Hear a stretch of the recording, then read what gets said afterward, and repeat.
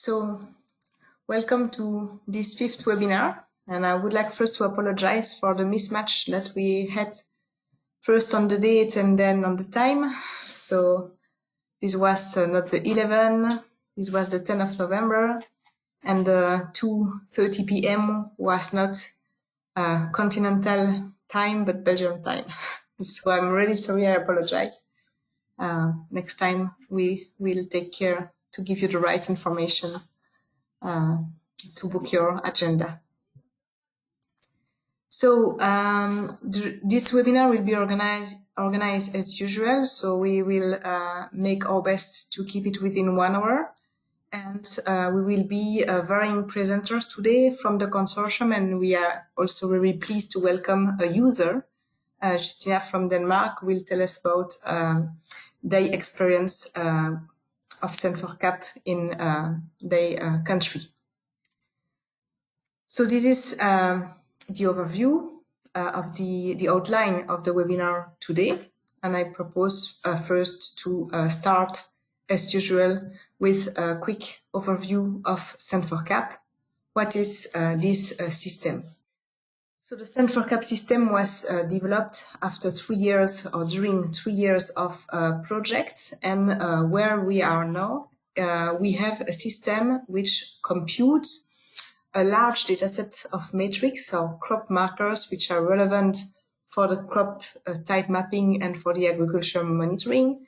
These markers can be derived from Sentinel-1 and or Sentinel-2, and they are populating a database which is growing along the season. And so this database is organized by parcel, and so they store the metrics. These metrics within Sen4CAP have been used to derive 4 types of products, which have been assessed through a selection of use cases which are there. And so, of course, with the markers, you can do much more than what we did in Sen4CAP, but in Sen4CAP, we really focus on these use cases. So the project was organized in 2 main phases. The first R&D, and the second phase was really about demonstration. And so for this demonstration, we ran 3 successive years, 2018, 19, and 20. So this is still ongoing. We are generating the markers and the products, and we are really focusing on the assessment of the fitness to use and also on user support, capacity building. So this is the system today as it is. You know these figures. So Sentinel-1, Sentinel-2, Landsat 8, these are the different inputs. There is the possibility to make the atmospheric correction for Sentinel-2 or to use the Sen4CAP products directly. For Sentinel-1, there is all the pre-processing which is done to generate amplitude and coherence. And these Sentinel-1, Sentinel-2 time series are feeding a markers database processor here. And this marker database is connected with all the other processors that will generate the different products. This is open source, automated, modular, meaning that you can really use only the processor that you are interested in. It can be used on the cloud or locally. It can be used along the season or offline after the season. And yeah, this is all what you know. Free and open source, it means that it relies on open source software. You get the list here. And in terms of functioning, Sen4CAP is rather easy to launch. So at the beginning, you need to define your area of interest, your period of monitoring, and the sensor which you want to use. Then you can run the system, and during the season, what you have to upload, what you have to feed is the subsidy application as a shapefile, and also the parameters of the different algorithms as a CSV file, so what we call the configuration files and the different tables. Finally, we are now in 2020, so after 3 years and a half, and we can say that we are now a kind of user community, and we try to provide you some support. You can see here some interesting figures. So the system has been downloaded more than 260 times since November last year. More than 20 paying agencies tested the system on a test virtual machine on Creole IaaS, and we are trying to answer your questions or to provide you the needed support through a forum, webinars, trainings, putting all the resources online. And so the last question of the webinar today will be, how can we continue and what will be useful on the midterm? This was for the overview of what is Sen4CAP, where we are and what we try to do. And so now I will open the floor to questions. If you have some question, do not hesitate to unmute or to use the chat. And in the meantime, I will give the control to my colleague Philippe, who will introduce you the new version of the system, the version 1.3.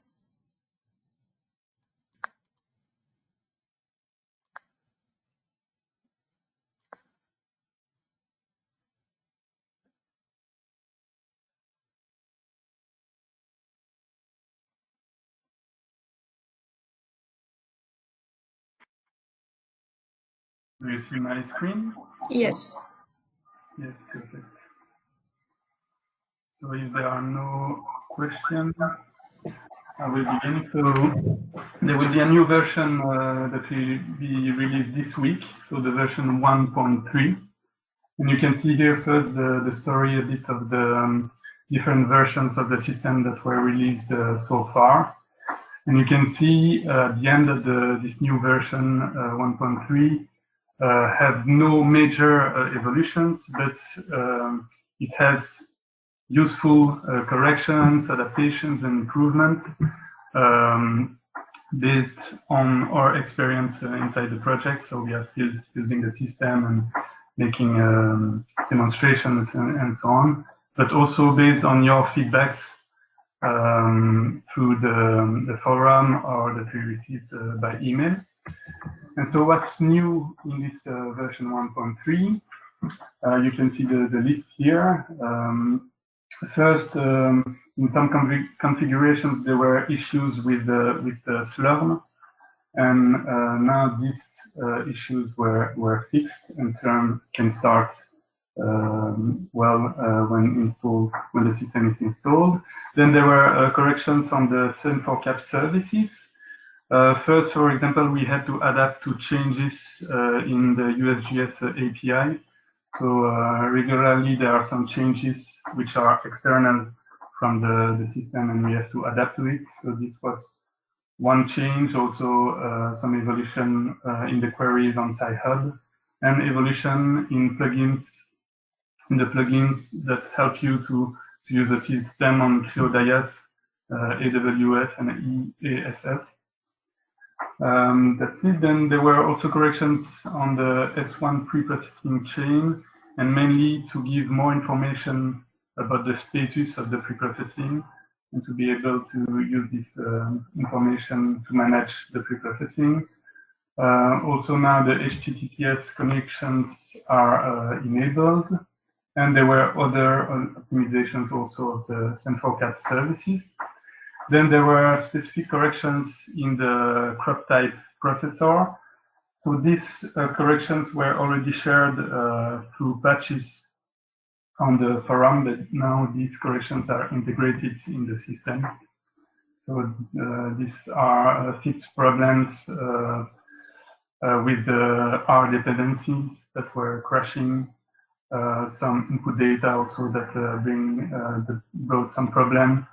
And also now you can use the processor with the Sentinel-2 data only, which was not possible in the last version. Then there were also corrections in the L4B grassland mowing detection processor to fix some problems that some user encountered, and also encoding problems inside the data. There were also corrections made on the update script to handle some timeouts that we observed. There were some corrections on the import of the declaration, so with some projection, in fact, which is fixed. And finally, we also detected the fact that the last day of the season was not used to generate products, and now this is fixed. So these are the changes in this new version. So if it's your first installation of the system, you can go on the website. So we advise you to use, of course, this last version. You have to download the Sen4CAP distribution, all the datasets that are needed, which are also on the website. And then you can go through the installation procedure, which is described in the system user manual. And if you have already installed the system, then you just have to download the Sen4CAP distribution. You copy it on your machine, and you can use an update script and the update script to update your system to this new version. The only warning is the fact that when you do the update, if you launched advanced processor, the L3B and L4X processors, it will be stopped, and you will have to relaunch again these processors. So this is for version 1.3. And now in this webinar, we wanted also to show you a bit what is planned in the next versions of the system, because we are working on this already on this improvement. So there will be a version 2.0 that is planned to be released in January 2021. And there are quite big evolutions. So there are different added features. The first one is the markers database that will be improved, and you will be able to access it in an easy way, so through an API or through files where all the information will be copied. Then there will be also a new processor, the tillage detection processor, and this will be presented, in fact, by Lubos after my part in this presentation. Also, the different Sen4CAP components will be implemented in separated Docker containers in this version. There will be support also to use the new version of Maya. So a new version of Maya is available. It's an totally open source version, so it will be integrated directly in the system. And finally, there will be also a support to use other DEM. So for now, the European northern countries, they cannot use the system because the SRTM have a limit, some latitude. And so now, in this version 2.0, it will be possible to use another DEM, and especially the Aster DEM. So that are the added features.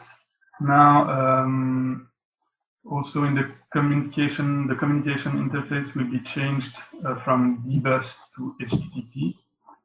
And finally, there will be also some corrections made to better manage the concurrency between the different pre-processing jobs, in fact, in the L2A processing. That's version 2.0, but we are also planning to release another version, a new version in April 2021, so not long after the version 2.0. And there, the big evolution will be the implementation of a new web interface, so implemented in HTML and JavaScript.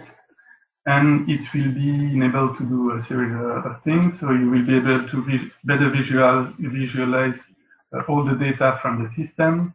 And also you will be able to visualize the parcels and the markers from the marker database.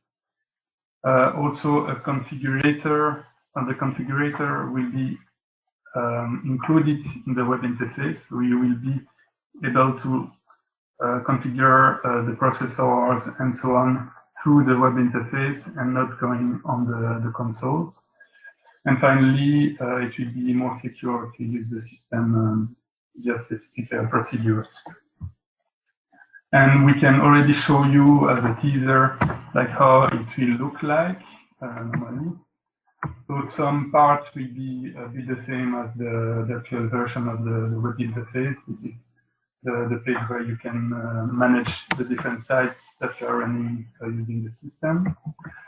But for the visualization of the data, it will be very improved. And you will have access to the parcels and to the markers database. You will, for example, be able to extract also figures with the time profiles and so on in the different from the different markers.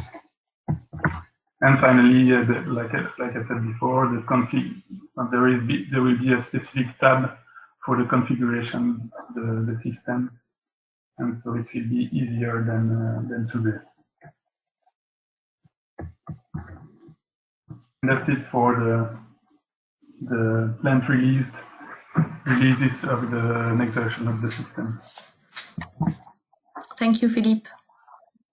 Any question for Philippe? I see one question from Dominique, which is more general. What is the end of the Sen4CAP extension phase? So the end is March 2021. And how we will manage this end of project, this is a key question, and I propose to discuss it at the end of the webinar, because we have some questions for you also to get organized. So I propose to keep this topic for the end, if you don't mind. Any question related to the presentation of Philippe? Feel free to unmute if you don't want to use the chat.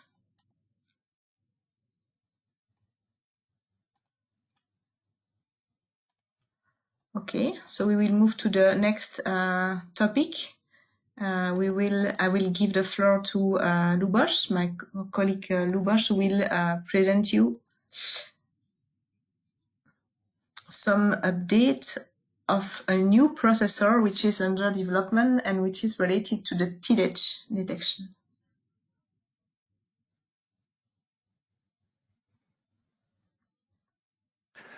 Thank you, Sophie. Can everybody hear me?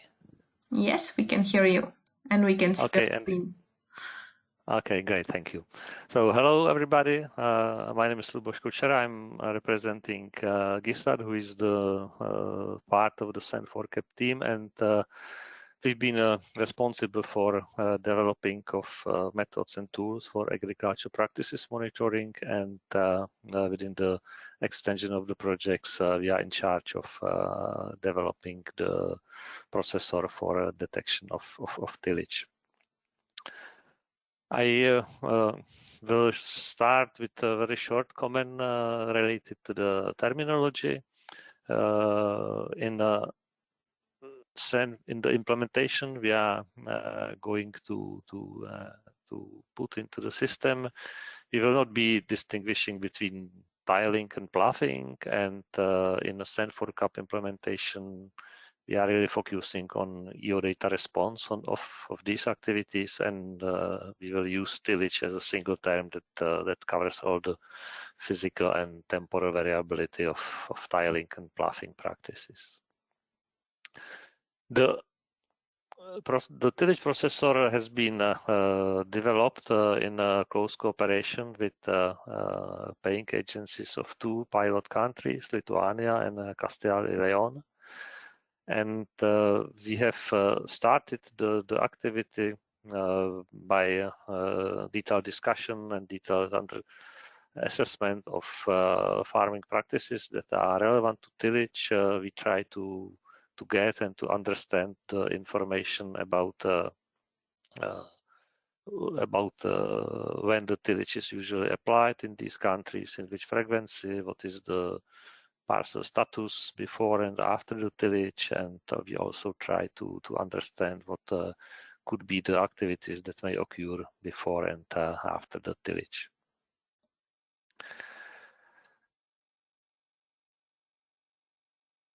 The concept on which the tillage detector will be based is the same as the approach that we selected for agriculture practices monitoring. Lubers? This is yes. Sorry, but we do not see the full slides. We can see it was not the case at the beginning, but Okay, I will try to put the. Is it better now? no, no. Okay, it seems that the full screen mode. Okay, Yes. I will probably stay in this Okay. view. It will be better. Okay, so the approach that on which the tillage detection is based is the same like the approach we have used for the agriculture practices monitoring. And for those of you that have been working with the system or that are familiar with the system, you know that this is generally said automated analysis of EO-based temporal profiles using different type of indices generated from optical and SAR images. During the implementation, we have decided to restrict the focus of the processor to detect tillage that is applied after the harvest of the main crop. And at the same time, the aim is to provide a generic solution that won't be tailored to work on specific country, and that should have a possibility to be used and to be run in any conditions. What is important is that the tillage processor will work in compliance with the continuous monitoring concept. The implementation is quite similar to the harvest detection. So within the monitoring, the weekly evaluation of selected markers will be done to provide the information about the possible tillage applied on the parcel. And after some initial tests and exercises, we have decided to base the tillage detection on the markers that has been already developed for the harvest detection.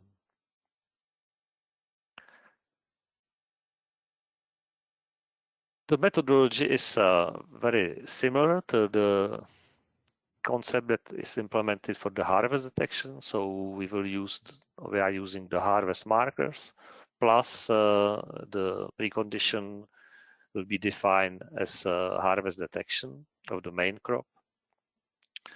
And the concept is based on some theoretical assumptions that are related on the response of Earth observation data of these practices. So the first one will be that the optical markers should provide the information that there is no vegetation on the parcel, so NDVI should remain low. In terms of backscatter markers, it is expected the backscatter ratio, which is used for harvest detection, should remain high or should increase during the period of tillage.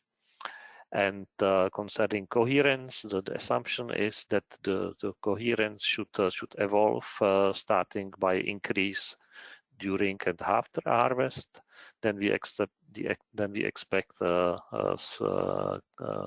decrease of coherence after the tiling, and the increase to the stable condition can happen after the tillage is applied on the parcel. Maybe to demonstrate this, it is better to look at the profiles that are also available within the system. In this case, you can see the parcel, which one of the reference parcel, the information about the practices that were occurred on the parcel have been provided by the paying agency, and they originate from the information provided by the farmers about the dates of application of sowing, tillage, and harvest. And if you check the behavior of the coherence, you can of the NDVI, you can see the decrease of NDVI before the harvest. After that, you can see the stable low values of NDVI before the NDVI starts again to grow. And especially the focus should be done on the coherence indices or coherence markers, because you can identify the increase of coherence before the harvest. Then we can see the high value of coherence after the harvest, and the steep decrease of coherence just before the application of tillage. So this is just confirming the assumption I have been talking about before. The other example is is based on the parcel provided by Lithuanian paying agency. In this case, we don't have the information provided by the farmers, but we have received the photo documentation that was used to document the parcel status valid to the date of photo acquisition. So in this case, we know from the information that in the beginning of September, the parcel has been found as tiled, ploughed, and we can derive that the tillage has happened before that date. And again, looking at the evolution of markers, you can see low NDVI values after the harvest, and you can also see the increase of coherence markers during the harvest, stable high coherence values for a few weeks after the harvest, and then decrease of coherence during the application of tillage.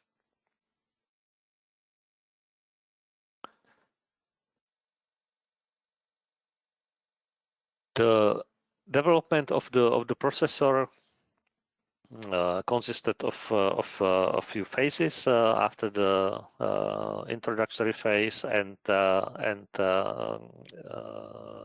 analysis of markers, we have run some benchmarking activities to test different approaches and to select one for the final implementation. Both the benchmarking activities has been run in both on parcels provided by Lithuanian and Castilla Leon paying agencies, and we have selected two concepts for benchmarking. The first one was including one NDVI marker, because the second one is redundant and it is not needed to use two NDVI markers. But after that, two backscatter markers and one coherence marker has been used. And for the second concept, the backscatter markers were excluded, and the tests have been done just with NDVI and coherence marker.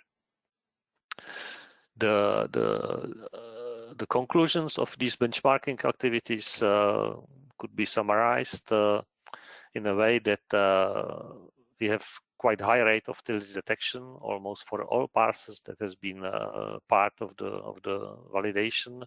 The tillage has been detected. In terms of detection accuracy, we analyze the detection accuracy within the intervals related to the real date of the activity.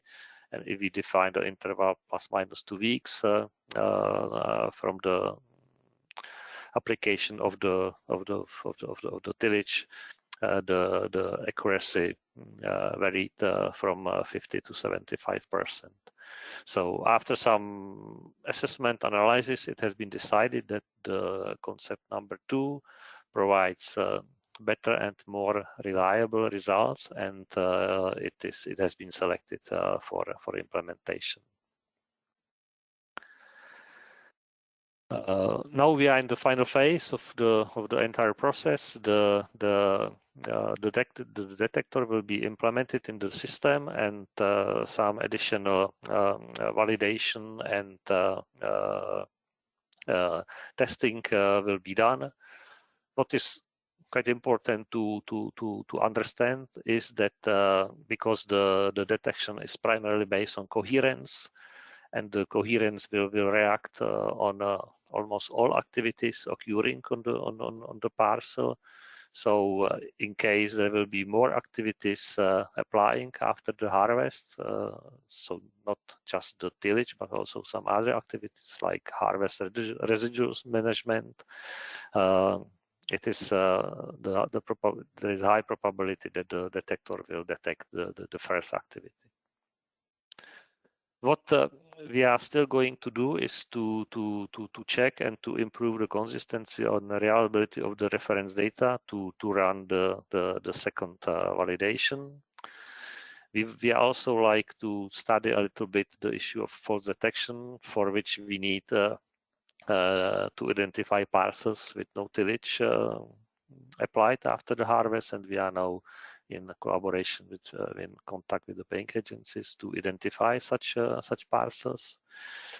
We would like to also focus a little bit more on parameterization of marker of coherence marker of marker M5 to improve the reliability of the detection, and to present some reliable validation results. We are working on improving the set of reference parcels to include more parcels to get more representative data sets for validation.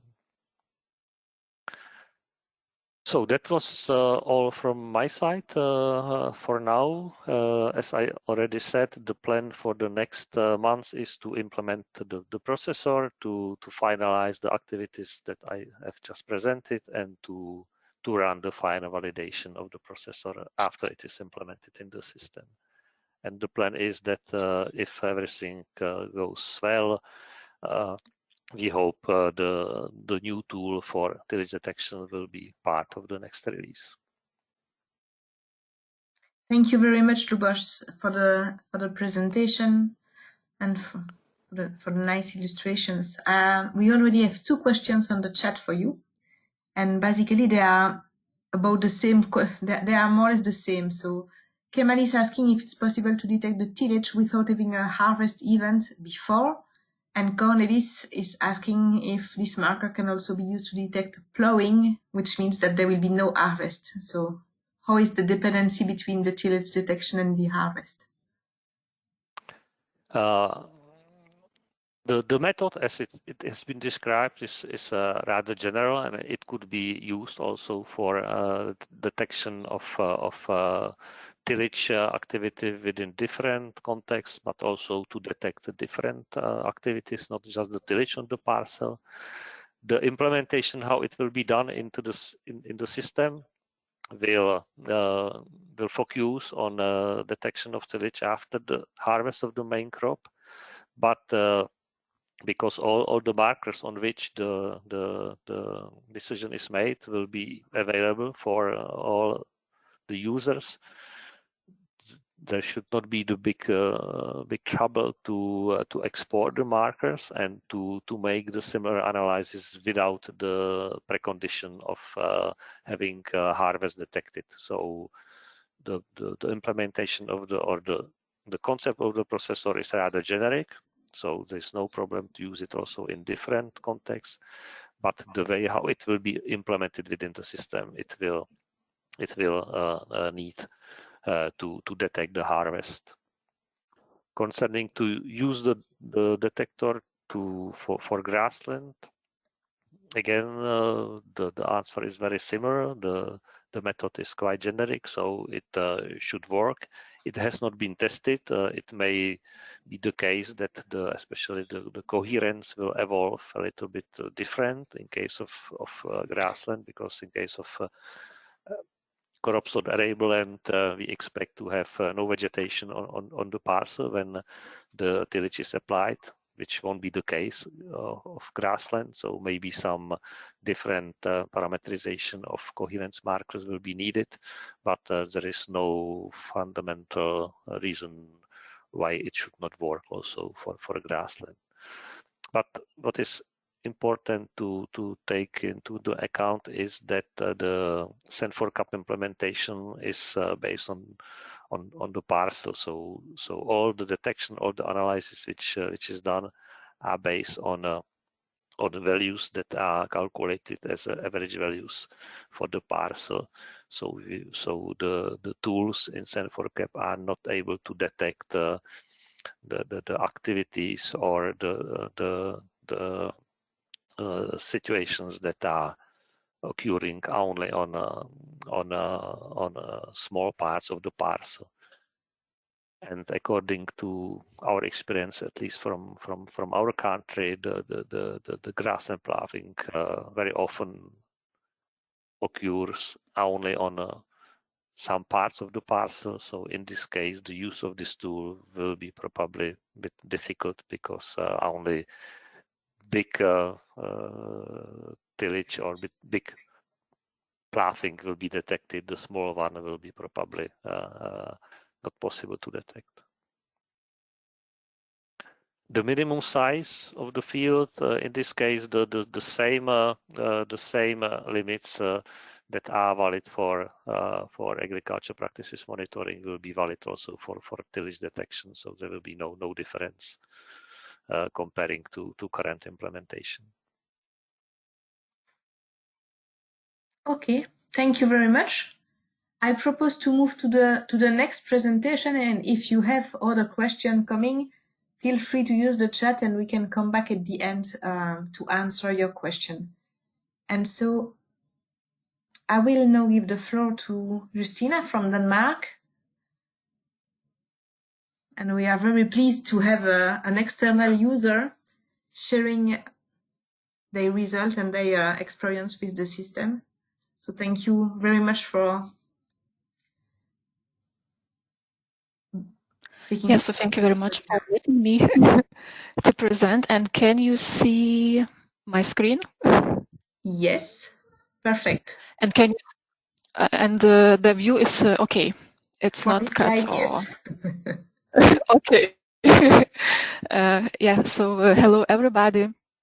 And today I would like to present our Sen4CAP experiment, which we have run in the beginning of this year with the data from 2019, and it's maize harvest analysis. Just in general, we think that it's a very nice example how a Sen4CAP module can be used in such organization as ours for testing different activities. And just to begin with, I would like to tell about the extent of the maize harvest task in general and our experiment, the quality assessment which we done, or start with the data which we used for the quality assessment, the results we got, and how accurate were the results, and some conclusions at the end. Yeah, so why this maize harvest task is actually important in our agency. This task is used for the risk-based inspection for 8-week spraying ban on maize catch crops. More precise, as soon as maize harvest is being detected, our inspectors are rushing to the scene of the detection to control if the 8-week spraying ban is complied with. For this analysis, we used the virtual machine provided by Sen4CAP team. Our study or area of interest was one Sentinel-2 tile, which was located in the central Denmark region. As an input data, we used parcels which were declared with the different maize crop codes, but definitely we have adjusted them to fit into the Sen4CAP system. We have run L4C module, which is designed to monitor different IFA practices. And as a part of that, it is possible to run the harvest for the main crop separately, and that's what we are doing. And we ran this analysis 3 times during the October month, on the 3rd, 15th, and 30th of October. And this analysis covered a bit more than 5,000 maize parcels in Denmark, which was 1/6 of the parcels in total in 2019. For the quality assurance, we used roadside observations. These were parcels which were revisited 6 times during the maize harvest period. And in the illustration on the left, you can see the development of the maize harvest on these parcels. So it was actually quite nice data because we could follow the development of it. And as you can notice, not harvested parcels are marked in green, and by the mid of October, more than half of them were actually harvested, and at the end of the season, almost all the parcels in the data set were harvested. And we had different kinds of observation categories, starting from the ones representing catch crops, stubble feed or plowed. So these were considered as harvested parcels, and of course the not harvested category was considered as no harvest. So we used 3 observations for this quality assessment, which are corresponding with the time steps when we run the analysis. And it is also quite important to mention that the observations were used to assess the end of season accuracy, or in this case, maybe better to say end of trip accuracy. And by that we mean that we compared the final status of the parcel, but not how precise the maize harvest was detected. And just a slight reminder that the maize harvest is detected, or harvest of main crops is detected by combining 5 different markers within the system. And as a result, there are 2 possibilities for the results which can be produced, or 2 result data sets, if one can call that. So the first one is combining both data derived from Sentinel-1 and Sentinel-2, and the other data set or set of results is presenting the result based only data derived from Sentinel-1. And let's move forward to the results. We could see that in the beginning of the season, if looking at the results based on Sentinel-1 data only, we couldn't observe that many parcels were detected with harvest. Only around 1,000 of them, so 1/5 of them, were actually detected with harvest. And a big part of them didn't show any signs of harvest.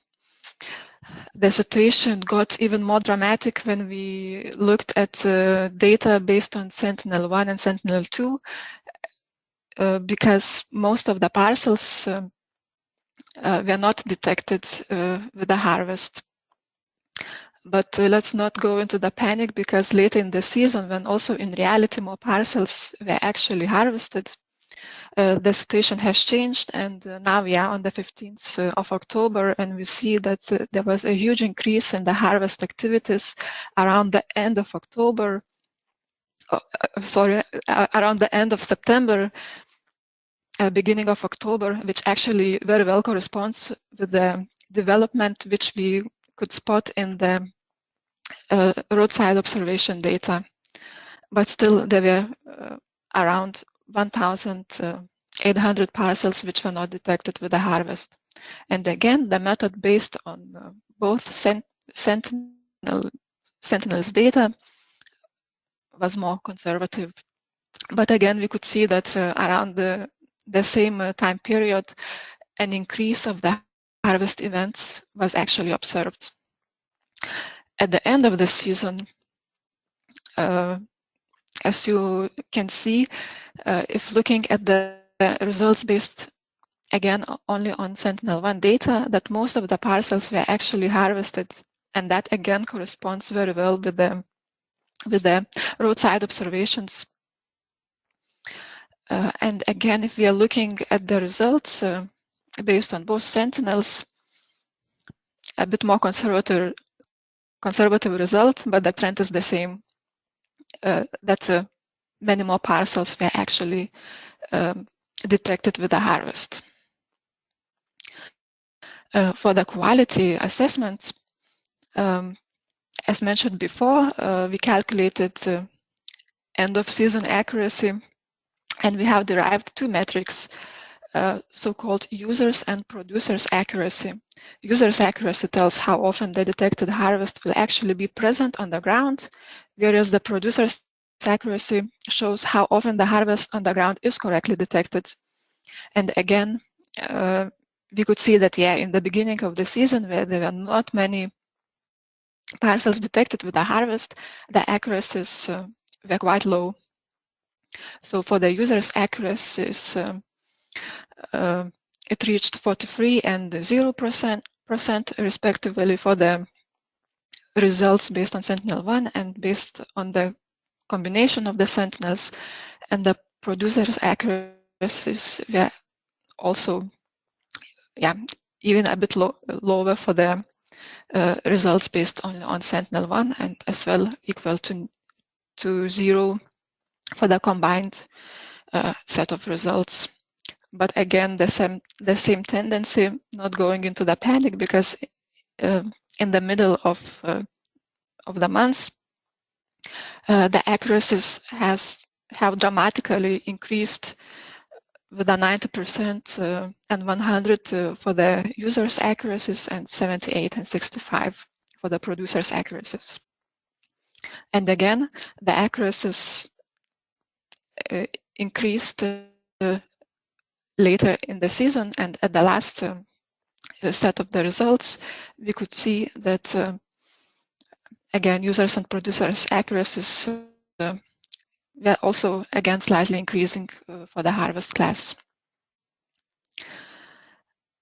And to conclude with, we could see that actually this system has a lot of potential, and we could see that the maize harvest can be predicted with quite high users and producers' accuracies. These accuracies were depending on the type of the results, if it was based on data from Sentinel-1 or both Sentinel-1 and 2, and as well it was depending on the time when analysis was run, because we observed that the higher accuracies were shown for the results received later in the season. And we could still would like to look a bit more into the results and see, okay, how actually precise we could detect the harvest of maize, and to see if there is an impact if we would run the same analysis on a bigger area. Because as mentioned before, we used 1 Sentinel-2 tile as our area of interest. And that actually would be it. So I'm waiting for the questions, if there is any. Thank you very much. Thank you very much for the presentation. We have already a first question from Austria on the chat. Yes. And this is... Did you also compare the exact dates of the harvest even, or only a yes/no flag? Yes, so we just compared if the harvest has happened or not happened. So we didn't look or we didn't go into more details. So that would be yes/no flag approach, I guess. Mm-hmm. And the second one, also from Bernard, did you have problems with gaps in the Sentinel-1 time series? I think it's a bit hard to tell, because I remember that we had some problems in the beginning when we were just pre-processing the data, but as I remember, we have solved them. That's a bit hard to tell, because I think it was also a bit hard to check if we had it actually. I remember in the system overview there were some error messages which we received, but I also remember that we were pre-processing the data again. This is true that in the first versions of the system, we had some issues in the Sentinel-1 pre-processing. We also, as consortium, we also had the same in the demonstration of the year 2019. And so all the work we did also with you allowed us improving the system, and now in the current version it should be really smoother for the pre-processing. There is another question from Ruben in Spain. Were all the parcels correctly classified as maize at the beginning? Yeah, so we actually also ran the classification of different crops, and maize was one of the classes which we used. But exactly for this task, we used that only the data from declarations. So we didn't cross-check it with the classification results. So it's it's parcels which were applied with the maize.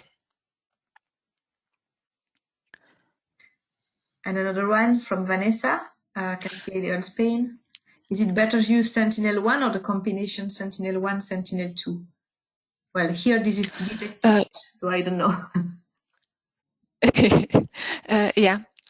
Maybe I just can add sure.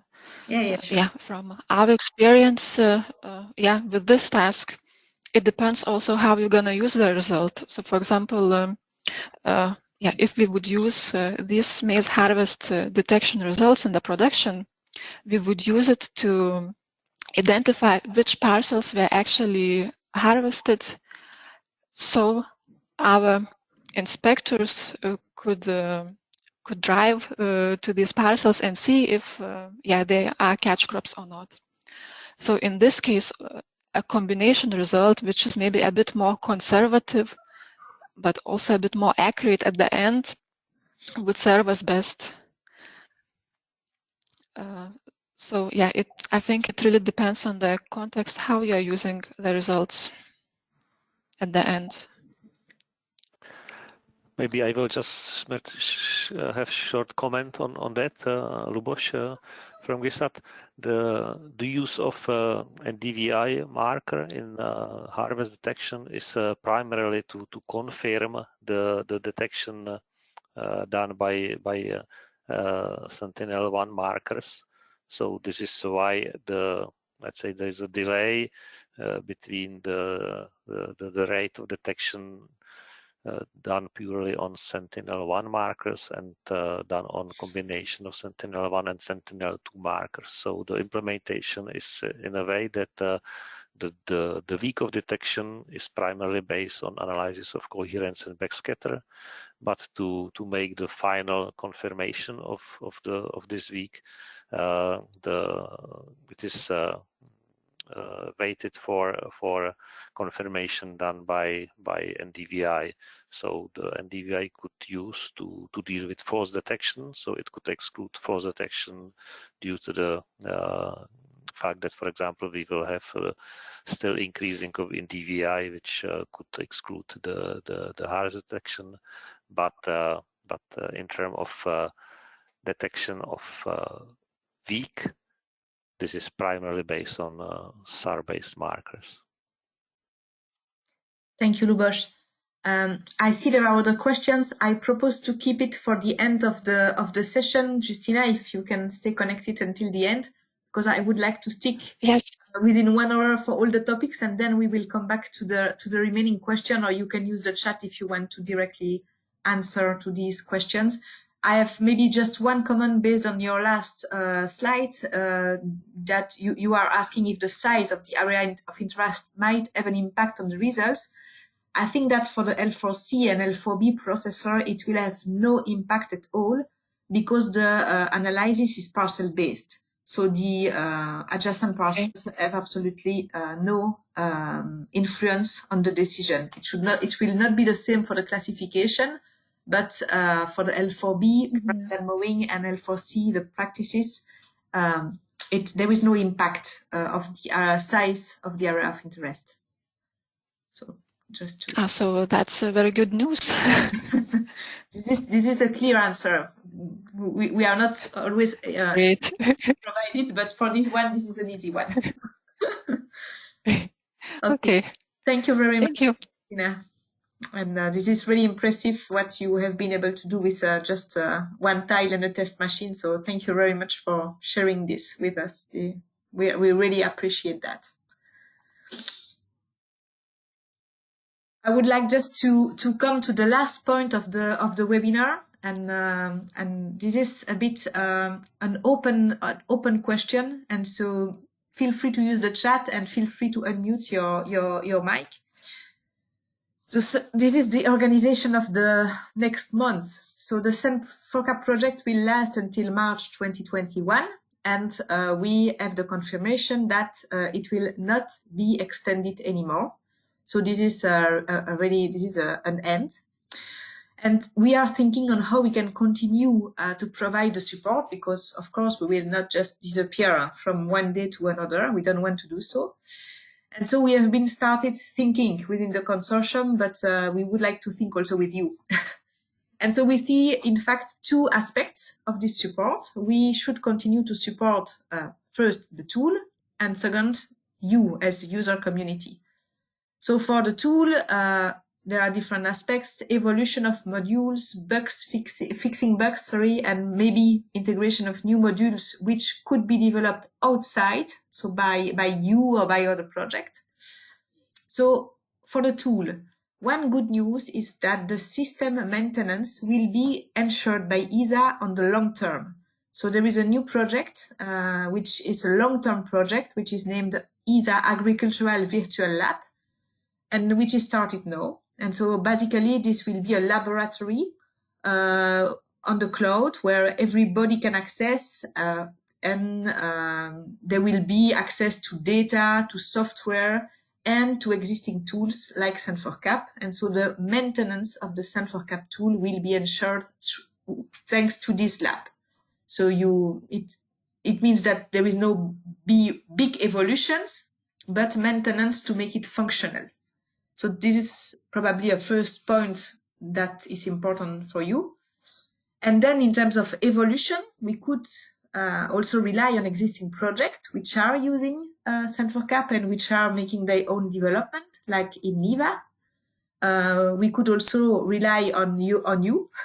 If you are developing something new, you could make it accessible to the whole community on the GitHub or whatever. So these are ways of supporting the tool. And the second axis for the user community, what is sure is that we will not stop the webinars and the forum in March 2021. So we would like to continue this, and we will find a way to do it. So this is still not clear if we will continue to make it Sen4CAP specific. I think that in the first months we will continue to have these Sen4CAP webinars and this Sen4CAP forum. We will see how the new ESA project virtual lab will evolve, and maybe we will move the webinar in a larger framework. We can think about it. And then there is an open question for you.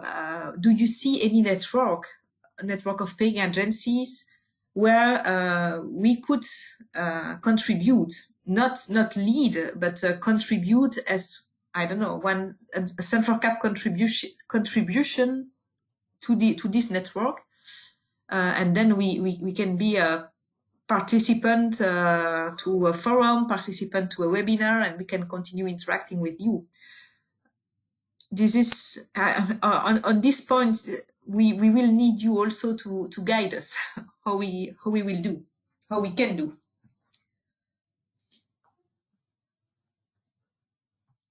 So I invite you to.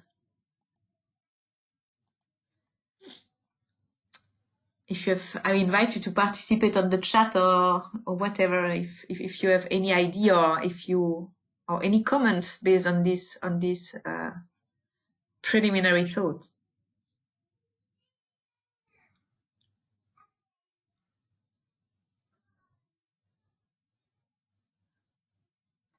Pantare could be an option. That's really true.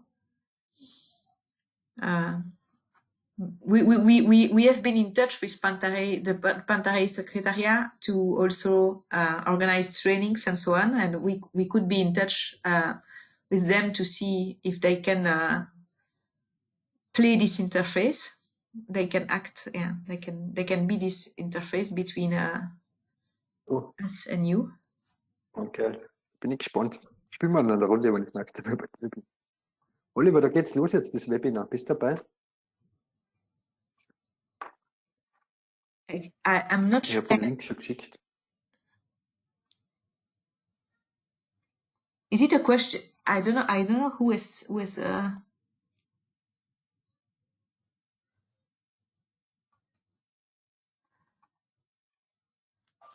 there is I think it was a mistake. I did not catch the question. I think it was a mistake because it was not in English. Right. So there is on the chat the possibility to also be part of GRC conference. So this is another option. Then we have to discuss with GRC that we will discuss. It's not that we have to. This is an ongoing discussion on how we can be part of that. But I don't know if GRC conferences are regular, like the webinars, for instance. But maybe you don't need webinars every 2 months. This is the question. If you think that you need regular interactions, like every month or every 2 months, a short webinar, I don't know if the conferences from GRC can match. I have not a clear view on their frequency and how, yeah, when they're organized.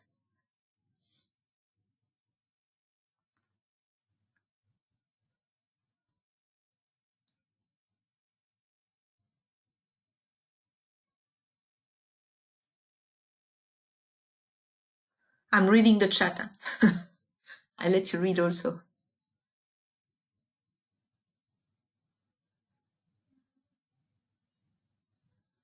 So, okay. So I think that I can read that webinars shall be continued on a regular basis. Maybe not during 5 years, but at least a few months after the end of the project, for sure. Probably we will play with different tools.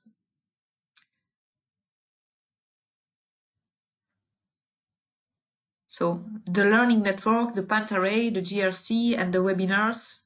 If we can continue the webinars, that would be a good point. There are also the diocese. So for sure, Sen4CAP can be disseminated thanks to the diocese.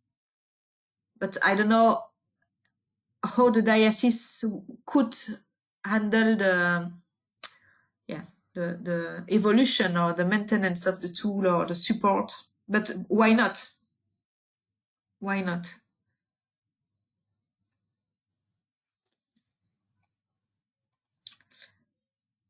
You can continue on the chat. I will just show you my last slide. So for the next events, next step, system 1.3, so release this week. Tomorrow, after tomorrow, or on Friday at the latest, you will receive an email and it will be available on the website. So this is ready. We are just uploading and updating the website for the moment. What we propose to do is to have a question and answer session within 1 month. So not a webinar, but just a question and answer session related to this new version of the system. 1st of December, the date will be confirmed. We will send you an email.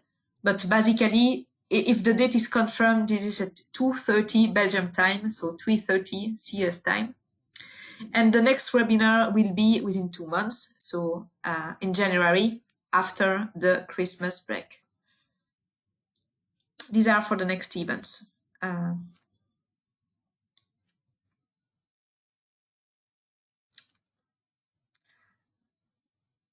That's all for the content of this webinar. I propose that, so those who want to stay a little bit to chat or to ask questions to the different speakers, feel free. There is one more question. What is the plan for the GitHub repositories? Yeah. For the moment, this is true what is written in on the chat. So for the moment, the GitHub is updated each time there is a new system, which is a new version which is released, and we do not do it more continuously. Why? Because for the moment, the updates we are doing really concern the full workflow, and so it requires some validation.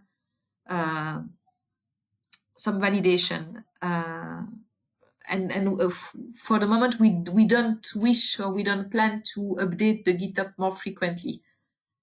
That can change in the future. I don't know if it would be more useful for you, or if you would like to contribute also to the GitHub.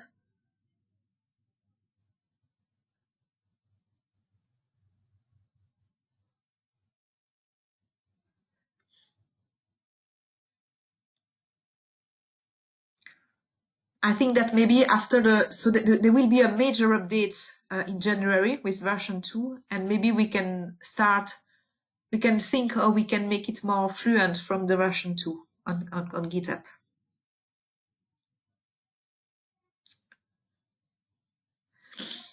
All right. So I propose to stop here, except for those who want to continue the discussion in the chat.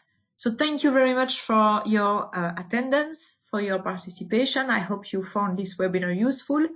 As you could see, this was recorded today, and so we will manage to put the recording online or available to you.